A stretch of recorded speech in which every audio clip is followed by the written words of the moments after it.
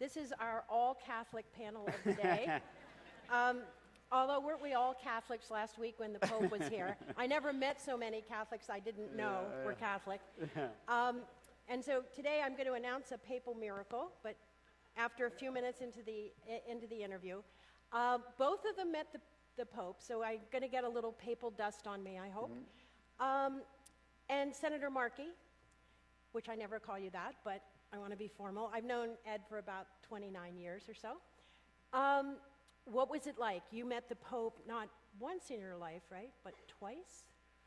I was invited to go to the Vatican last June to consult with Cardinal Turkson and Cardinal Parolin, who had been given the responsibility of drafting the encyclical. So I was invited with congressmen from the Philippines, Mexico, South Africa, to talk about the impacts of climate change, especially on those poorest countries in the world, and then what could be done in order to avoid the worst consequences. So it was a great honor for me to have been invited there to help to shape the way they were thinking about the drafting of the encyclical. And they made it quite clear, by the way, even then, that the Pope had taught high school chemistry. It's dangerous to name a Jesuit who has taught high school chemistry as Pope. It's dangerous. Because many people in this city say, I am not a scientist. I don't know if the planet is warming. The Pope says, I am a scientist, and I know. And I'm infallible. And so, but he relies on science. So what the encyclical says is this. Number one, the planet is warming. The science is clear. Two, human activity is contributing to the problem. The science is clear. Three, the poorest people on the planet are those most adversely affected. That creates a moral crisis. Fourth, that action must be taken in order to deal with that moral crisis. And fifth, politicians and individuals must take that action. And so that's the simple message of the encyclical, and it's really a charge to all of us to take that action. And it was my honor to be there a year and a half ago talking to them, and then it was a real honor to be on the floor of Congress and on the floor of the United Nations when the Pope delivered that message, not just to us, but to the world. And Eddie, before I get, bless me, Father, here, I want to ask you, when you're in the chamber, now you're the leading climate change person in the Senate, did you look around and see who wasn't applauding the Pope when he was talking about climate change?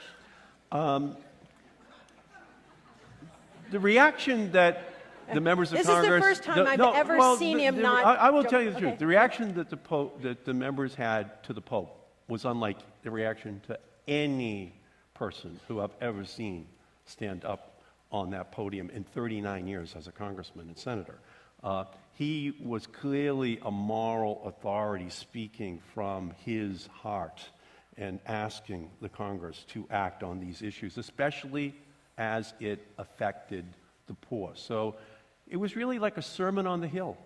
He was bringing the Beatitudes back to the floor, and everyone who was there knows that they were taught these Beatitudes as a child. And so I would say it was a respectful, almost reverential reaction that the members of the House and Senate had to the Pope's appearance. So now, Senator, I want to move to Father Jenkins and the papal miracle having to do with something that will make you very happy, Ed. Tell me about, were all Catholic university presidents with the Pope last week, or just you and a few others? No, when Pope Benedict came, he invited all Catholic university presidents. This trip didn't involve that. Those who were there were invited by a congressman to share their tickets. So I was there. Thank you, Congressman whomever. Yes. Notre Dame, Congressman Sessions, his wife is a Notre Dame graduate, so I think I had her ticket. Oh, that helps, yes. Yeah, Yes, it does help. But one thing I just want to echo what Senator said is that what struck me most was the mood in the House. It was right and left. There was a sort of just an excitement about the Pope coming in. I was reflecting on that the past few days. Why does this, I mean, he's the office of Pope, so Catholics are kind of pay attention to him, but why do so many people, why does he touch? I think it's because, we were talking about this backstage, he has a sort of, he speaks with a moral authority that we badly need today. I mean, not simply about Catholic issues, but about global issues. And I think he asks us to reflect on those issues. I think he's careful not to kind of be owned by the left or the right, but simply to ask us to live up to our highest moral standards. Well, we're so fascinated and accord so much to wealth in this country that to have somebody who lives out the vows of poverty is, I mean, the fiat was brilliant. Whatever PR guy did, the Pope's PR guy could do anything now. Well, the thing about him, I think you're absolutely right. What makes him so powerful is his words, but his gestures. And the thing about, if you know, and I'm sure you do, about his life, this wasn't sort of something he thought up for this trip. Yeah. He rode the subway when he was in Argentina as the cardinal there. He's clearly is most comfortable with poor, ordinary people. He's a little stiff with presidents and senators, but it's just who he is. And so I think the person he is speaks as loudly as the words he uses. So what did you decide to do after the Pope's visit that you weren't doing before? Well, at Notre Dame, actually, it was before. And it was this after is going to make you happy. Laudato Si, after that encyclical came out. We have been working on sustainability at Notre Dame in various respects, but I asked our people who work at it, we have to do something more. Let's do something more. And we weren't using a lot of coal, but we were using some. We have to make some changes, but we're going to stop using that. We're going to reduce How long our is carbon. it going to take not to use coal? It's going coal? to take 5 years to build the infrastructure that will allow us to switch to natural gas, but then to reduce our full carbon footprint by 50% by 2030. So, Ed, you've done the politics of climate change like no one else, I would say, on the Hill. Now you have the moral argument, and it was given like the Sermon on the Hill. How can you use that? How can that help you going forward? Back in 1963, Pope John the 23rd issued an encyclical in April of 1963, Pacem in Terris, peace on earth. What did it call for? It called for radical controls on nuclear weapons, that they were a moral danger to the planet. In August of 1963, Nikita Khrushchev and John F. Kennedy signed the Test Ban Treaty. No more mushroom cloud nuclear experiments in the sky. So this Pope issued an encyclical on climate change in June. The world is gathering in December. Oh, is this the Paris climate change conference? This is the Paris climate change talks. Two things happened last week. The Pope arrived, 2 months after he issued his encyclical, but so didn't President Xi from China. And he announced that they were going to cap their greenhouse gases by 2030 and deploy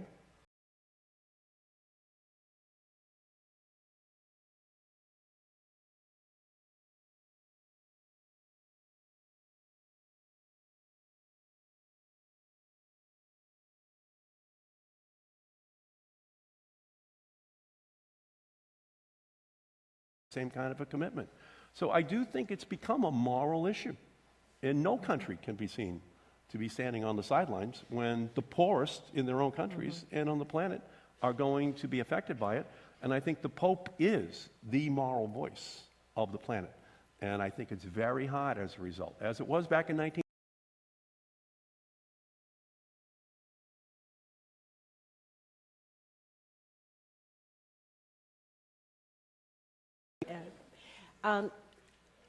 A university is like a little like a small city where you have your own police force, you have your health care and whatever, and you've confronted a lot of the problems that face everybody. And you were criticized for extending, I think, health benefits and other things to gay employees, by Catholics. And so you have to do things that you're a Catholic university in a secular world. How do you bridge that gap? Well, yeah, it's a great question. And, I think with all things, you have to sort of be clear about what you stand for, but yet we live in a pluralistic society. And one thing I'll just say about the Pope, too, he's very strong in what he says, but he always calls for dialogue. You won't make progress by imposing your views forcibly on others. You try to make progress by respecting others, respecting their decisions, talking about your views. And it's tough. I mean, and there are difficult issues, but I think that's the only way ahead. So I had to go, as my parents called it, a heathen school, because I went to Penn State because I'd always been in Catholic school, because Catholic universities were, more expensive than the state school. But everything, I got in life really came from my Catholic education, because if I'd gone to the public schools in my neighborhood, I wouldn't have gotten that education. Mm-hmm. And yet, the whole education system in this country is starved for funds, and we don't have a consensus on it. And, I wonder what the two of you think about that. You're a famous alum of Boston College. You're back there a lot. And I'm more talking about elementary and high school, but, it's the same. Student loan debt is just a scourge upon the country. I think that as the child of a grandchild of immigrants that came in the 20th century to America to have a seat in the United States Senate that John F. Kennedy had, is a tribute to the investment that was made in a generation of people in America who were of immigrant stock, who were able to help our country. And I think to a certain extent that's being lost, that you have to make an investment in each generation. And that's why I think the Pope spoke so strongly about immigrants and about the role that they have to play and how we have a responsibility to welcome the stranger. And I think that's a big gap that we have in our country right now. But ultimately, it's a responsibility that we have to meet. He's saying to us, make the 21st century more educated, more healthy, more prosperous, more fair than the 20th century was. You can do that. You're the United States of America. And he was saying that to the leaders. Do not shirk your responsibility. You should be taking that as your leadership to democratize access to health care and to education. And so it's not easy, but at the end of the day, it is our moral responsibility. And I think the Catholic Church helps with that message, because they are the defenders of the immigrants in America. Mm-hmm. They are the ones who call for them to be educated, for them to be given a world in which they are not discriminated against. And that's why I think his visit is so important, because he reminds us of where we came from, and I think at the end of the day, it is going to pay big dividends. Yeah. My father didn't go to college, but he really psychologically went to Notre Dame. One time Notre Dame beat Michigan, and my father was standing up to get a beer, so he stood up during all Notre Dame games after that, because he thought that made a difference.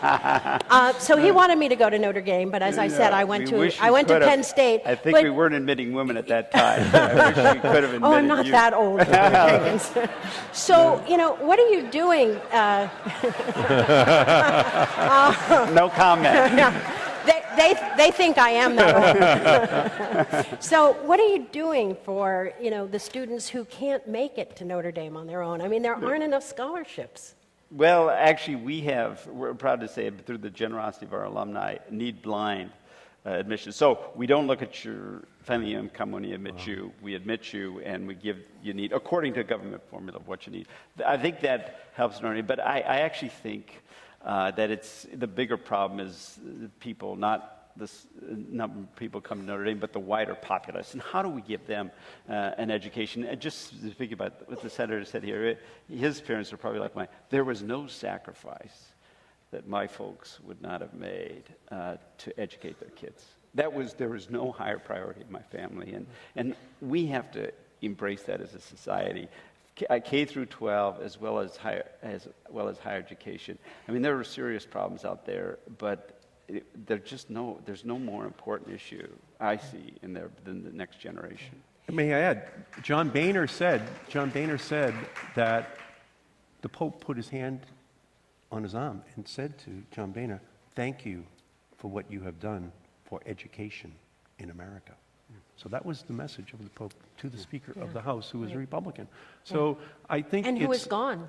Well, I appreciate that, but it was, well, that is what the Pope was thanking the Republican leader for For. working That's right. on, and that That's has to right. be bipartisan. That has to be... How do you keep the music playing? How do you keep the feeling that was on the Hill? And I was there.